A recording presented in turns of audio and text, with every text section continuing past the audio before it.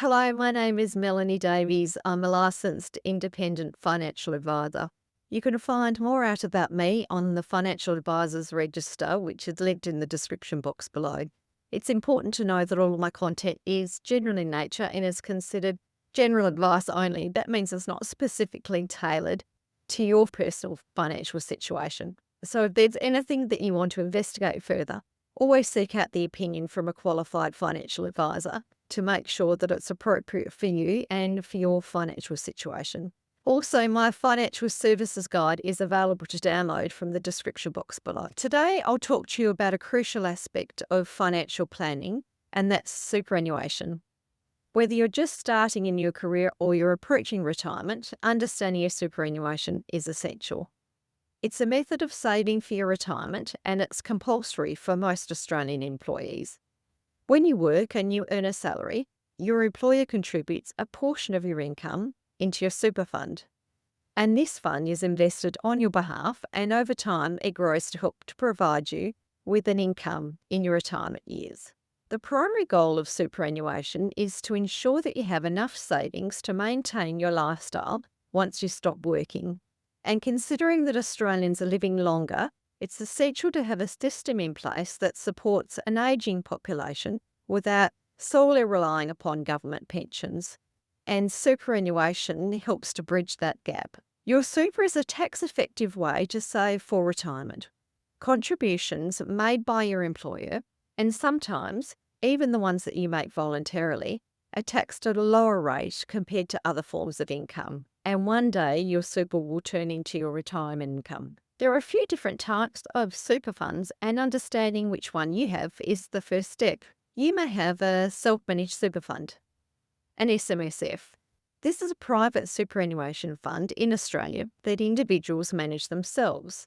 With an SMSF, you have more flexibility with the investment decisions and the options than with other types of funds. You have the ability to pool your resources with family members if you wish, and you can have up to 6 members. There are a few pitfalls though. You'll need to be the trustee of the fund, and you must adhere to strict legal and compliance obligations, including an obligation to oversee the correct preparation of the financial statements and audits and the tax returns. All members must be trustees or be a director if you have a corporate trustee. And you should make sure the combined balances justify the cost. The SMSF structure is regulated by the Australian Tax Office. Now, the next two funds, the public sector funds and the industry funds, have similarities with their investment options. Public sector funds, for instance, these funds make up the greatest number of members in Australia and were originally set up for government employees, but now a lot of them are open to anyone. The investment choice offers pre-mix investment options, and by this I mean that sometimes you have the option to choose an investment mix suited to your risk tolerance from conservative to more aggressive. Or some of these funds allow you to nominate if you would like to be invested according to your age, or you may even have the option to spread your funds across a range of different asset allocations like cash and Australian shares and so forth.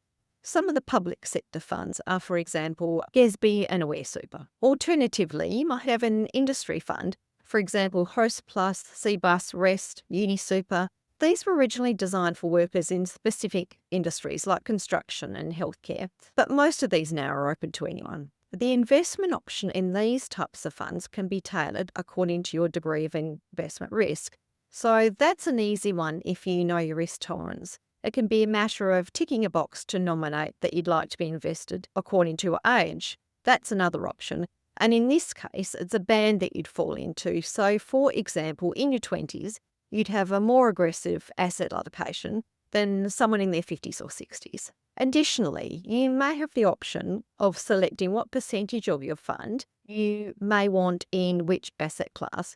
So some of the larger funds these days often allow members to create their own investment mix and select their own direct shareholdings in shares, exchange-traded funds, managed funds and term deposits. In summary, industry funds can provide a simple, low-maintenance investment option and are generally aimed to benefit members, with the profits reinvested into the fund rather than distributed to shareholders. Another option is a retail super fund. So these funds are owned and operated mainly by financial institutions, and they're generally open to all members. They aim to generate profits for shareholders, meaning part of the fees may go towards profits rather than solely benefiting members. The range of investment options is pretty extensive. There's a huge variety of managed funds, exchange traded funds, and shares. There's also SMAs, which are separately managed accounts, and they're generally accessible if you've got an advisor. Within an SMA, you own the underlying investments, and these super funds are good for people who want a more bespoke investment portfolio tailored towards them. So examples are BT Panorama, Netwealth, CFS. You may also have heard of a MySuper account. Now, that's not a type of superannuation fund, but it's one of the options that some of the funds listed above, they offer those sorts of funds. These are designed to be simple and low cost.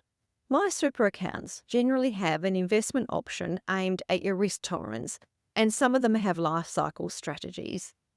They usually have a minimum level of insurance and an easily comparable fee structure to be able to compare your MySuper product with a different MySuper product. Now, if you're still not sure what type of super fund you have, now is a good time to log into your MyGov account and link the Australian Tax Office to your MyGov account if it's not already linked.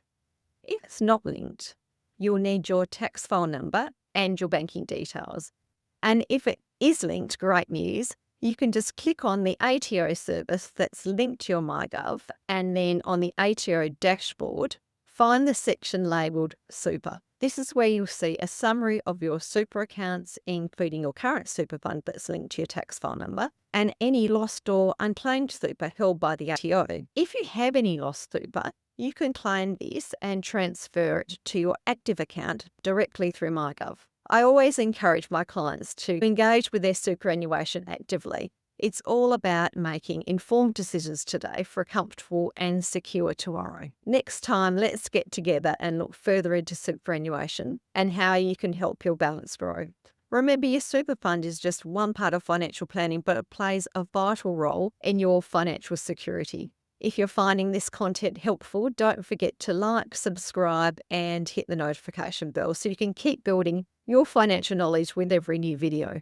If you have any questions or need personalised advice, don't hesitate to reach out to a financial advisor or to your super fund. And as a reminder, my content is general in nature and it doesn't constitute financial product or investment advice specific for your financial situation. Until next time, take care and continue to second guess or question where your money is. Thanks for joining me.